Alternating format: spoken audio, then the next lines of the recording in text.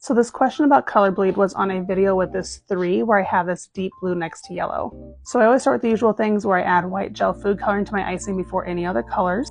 I try not to oversaturate my colors, which is tricky with these darker colors because there is a lot of color in it to get to that deep blue, but also keeping in mind that the colors will develop over time. And so you stop a few shades higher than what, or lighter than what the color you're going for, because it's going to develop and get darker as the icing sits there.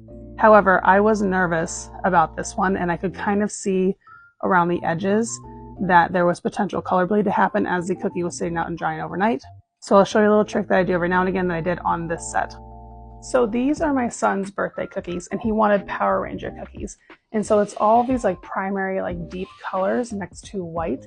And I was worried that there's gonna be color bleed. And so I just like doused the cookies in cornstarch overnight while it dried. And in that way, it helped soak up any extra moisture.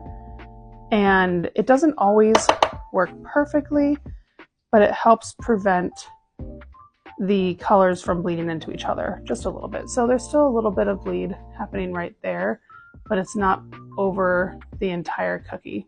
And typically I add cornstarch to my cookies anyway before I bag them. So I'm just basically doing it early and adding a lot so that it can help soak it up as it's drying.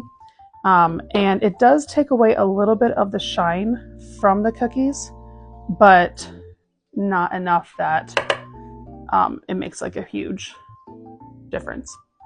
So there you go. Give it a try if you are worried about color bleed on any of your cookies.